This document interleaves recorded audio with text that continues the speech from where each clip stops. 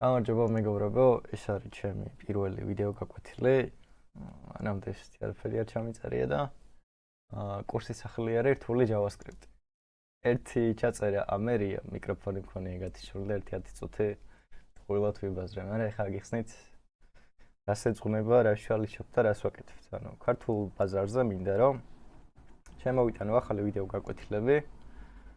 რაც არ შეეხება მასივებს, ცვლადების ახსნას 1.30 გაკვეთილი და ასე შემდეგ. ანუ მე მინდა რომ გაჩვენოთ რა არის JavaScript-ი პრაქტიკაში. რაც ძალიან ცოტა ვინმე აკეთებს, თითქმის არავინ, ნორმალური დიდად ვერაფერი ვერ ნახე, არ ჩავეძიე, მაგრამ მაინც როგორ მუშაობს, ხა მოდი დავიწყოთ ალბათ მაგით და საერთოდ ჯერ რას ვაკეთებთ. პირველ ეტაპზე მინდა რომ აი ესეთი საიტი გავაკეთო. ესეთი დიზაინით არამე არა, მაგრამ აი აქ რაც პროდუქცია არის, აი მაგალითად ელექტრონიკის საიტი არის, შევარჩიე სპეციალურად გაკვეთილისთვის. და სიტყვაზე кейსები, აი არ ვიცი, ლეპტოპები, რაღაცა მონიტორები მაგალითად. ფილტრაცია, პროდუქცია. რაღაცა ესეთი ანალოგი გვინდა რომ გავაკეთოთ, მაგრამ მოდი ბანალურები არ ვიყოთ და CSS HTML-ის წერას ავდგეთ და სხვადასხვა მეთოდებით სადოთ რომ აი ეს პროდუქცია მივიღოთ ამ საიტიდან. პირველი ხა მე რაც მინდოდა გამაკეთებინა, მინდოდა რომ აი ეს ბანერი წითელი რაც არის 50%-იანი წამეშალა. სამაგისოდ ახლა რა გვინდა? ალბათ გაგიგიათ რომ არის ესეთ რაღაცები, ანუ Google-ის გაფართოება. რა არის გაფართოება? გაფართოება არის პროგრამა დამატებით დაშენებული ასე რომ ვთქვათ კოდის ნაწილი, რომელიც იხსნება გარკვეულ საიტებზე, ან ყველა საიტზე ერთად იხსნება. როგორ იწერება Google-ის გაფართოებები. მაგალითს გაჩვენებთ. აი ეს არის Google-ის გაფართოება. Extension-შიაც ამოშაგდებული. ჭირდება აიკონი. აი ესეთი აიკონი ავარჩიე. PNG ფორმატში უნდა იყოს უეჭველი. Index ფაილი ან თუ გინდათ main-ი დაარქვით, მაგას მნიშვნელობა არ აქვს და მთავარი არის აი ეს. ეს არის manifest-ის ფაილი. Manifest-ის ფაილის გარეშე ბრაუზერი ვერ აღიქვას, რომ extension-ი არის, შესაბამისად გეტყვით, რომ აი ეს ეგრე არ გააკეთო. რა წერია ხა manifest-ში. რომელი აიკონი არის ვერსია აღწერა სახელი manifest-ის ვერსია და ყველაზე მნიშვნელოვანი არის ეს ველი. ამ ველში ეუბნები რომელი ფაილი გაქვს ჩაბმული და რომელ საიტზე მუშაობს. აი მაგალითად მე ვეუბნები რომ electronics-ის აი ეს pipki ნიშნავს რომ ამ route-ის მერე, ანუ G-ის და slash-ის მერე რაც არ უნდა იყოს ყველაფერზე იმუშავებს. შესაბამისად აი ხა ავტვირთოთ ეს გაფართოება ბრაუზერში. და ვნახოთ როგორ იმუშავებს. აი ეს არის და ეხლა errors აღარ ამოვაგდებს, იმიტომ რომ წინაზე პატარა რაღაც ამერია manifest-ში და მითხრა რომ ეგრე არ ქნავ. აი ხედავთ რომ პირველი ვერსია არის ფენია და აი შეხედეთ აი აქ გავხსნათ და ესე იმოსნათ. ანუ ეს რო ანათებს, აი ხა ნახეთ. მე მაგალითად რო გადავიდე აი აქ ჩაქრება ეგრევე, იმიტომ რომ ნათქვამი გვაქვს ბრაუზერისთვის რომ შენ მუშაობ მარტო ელექტრონიკის საიტზე. როგორ შევამოწმოთ ხა თვითონ კოდი მუშაობს თუ ანუ პირველ რიგში ყველაზე მარტივი ფუნქციებს რაღაცებს არ აღვხსნი, უბრალოდ სხვა გაკვეთილებში ნახეთ და ჯობია პრაქტიკულად გამოიყენოთ. აი ეს უნდა დავარეფრეშოთ უეჭველი. და ხედავთ რომ გვეუბნება რომ აი კი მეც აქავარო და ალერტი მუშაობს ჩვეულებრივად. ხა როგორ შეიძლება გავაკეთოთ ბანერი აქ სამუდამოდ და ну პირველი ყველაზე მარტივი მეთოდი ხა ყველა მიცით რომ შეგიძლია ინსპექტ შეხედავ ამ ვორდში რომელი არის, აი თუ ვორდების არის. carousel route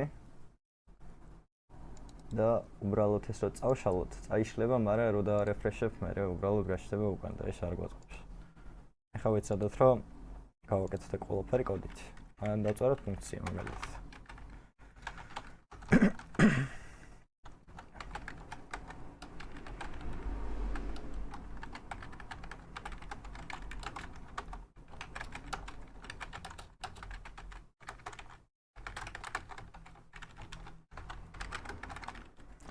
class name-ი არის, ანუ მე ავარჩიე ხა class name-ი ნახეთ. ბევრი ვარიანტი არის, შეიძლება დაითხრიო და სავარაუდოდ ანუ carousel route იქნება მარტო ერთი, ანუ ნულოვანი ელემენტი მასივში.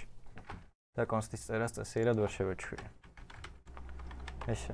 ანუ items 0 დაჟე მაშინ აქ უკვე item-ი უნდა იყოს. items 0 არის carousel-ი.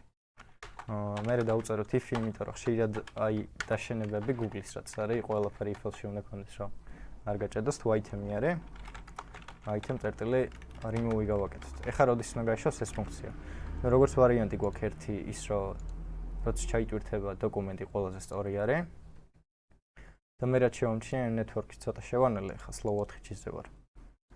და ვიცი რომ პირველი რაც იტვირთება სულ ბანერი სულ აქ არის, მოკლედ რო გითხრათ, რა მე კატეგორიები მოდის, მე ძიება რაღაცები, ანუ ბანერი სულ აქ აქვს. ჩვენ შეგვიძლია ყველაზე მარტივი მაგალითად set timeout-ი მივწეროთ.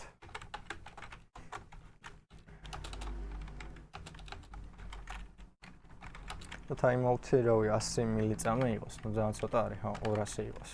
მაინც ეყოფოდა ის 100-ც. ეგრევე გაჩნდება და უბრალოდ გამოვიძახოთ ეს ფუნქცია. ეხლა შევხედოთ ჩვენი ბანერი თუ გაქრება ერთხელ და სამუდამოდ. აჰა, ბანერი ქრება, ну მშვენიერი. სალერ წავშალოთ, ეხლა მეორე ვარიანტს გაჩვენებთ, მაგრამ ეხლა ხანს მივაგენი, ზოგადად იყო, მაგრამ jQuery ვისაც გაგიგიათ, აი მაგას ქონდა ეს ფუნქცია უფრო დახვეწილი და მე მაგას არ ხმარობ და შეიძლება კაი ეგრევე ქრება. მაგრამ მაინც ხა მეორე მეთოდსაც მივაგნოთ. მაგალითად JS document ready event.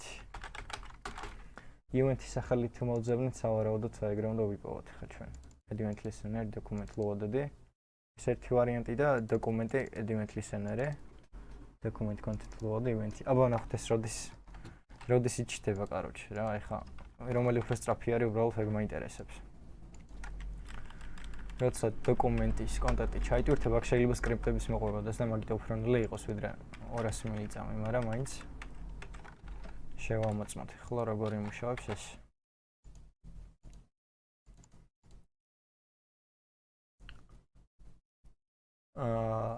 საერთოდ არ მუშაობს, ну არ არის გასაკვირი. დიდი ალბათობით აზრე ჩვენ ახლა აქ არ მოხვდებით. დოკუმენტი event listener-ი აბა პრასტა ლოვადი რო იყოს. ესეც ვსადოთ, მაგრამ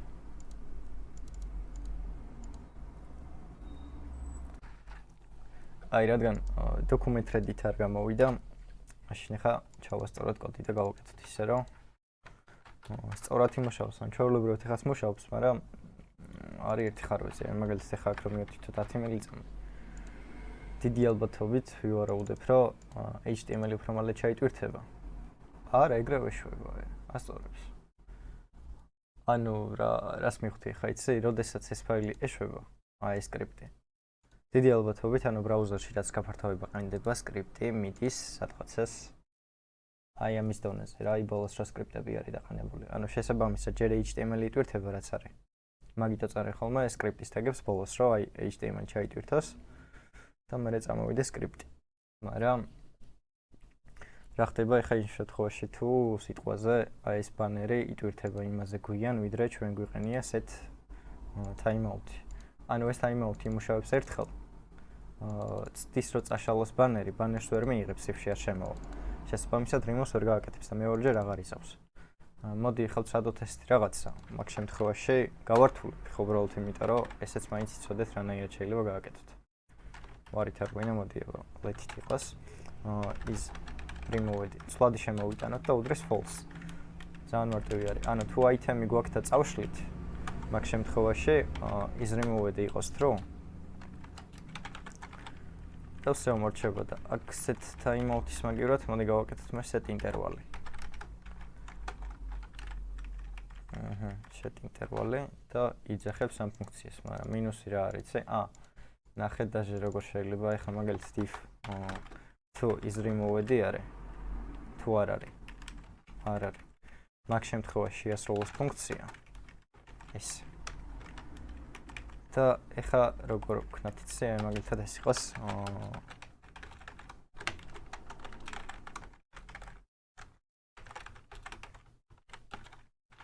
ესე გავაკეთოთ და წინააღმდეგ შემთხვევაში clear-ის ფუნქცია გამოვიძახოთ, რომელიც არა გვაქვს. და ამ ფუნქციაში გავაკეთოთ რაღაცა, რომ გამოვიძახოთ clear interval-ი, ანუ ფუნქცია, რომელიც ინტერვალს უბრალოდ წმინდავს, სულ არ მუშაობდეს მაგითო, თორე ეგ აწამიანი სულ იქნება ჩართული 24 შვიდზე. და მივაწადოთ ეს ინტერვალი. ანუ თუ removed-ი გვაქვს, ну იმ შემთხვევაში თუ უკვე გააკეთა ეს ყველაფერი და true-ზე გადაცვალა, მაგ შემთხვევაში clear-ში შემოვა და აღარაფერს აღარ იზავს და რომ დავწმუნდეთ რომ იწმინდება. მოდი გამოვიძახოთ კონსოლი. და კონსოლში ვწეროთ რაღაცები ძალიან ჯიგრულად. ხა და შევხედოთ რამდენჯერ იმუშავებს ჩვენი ფუნქცია.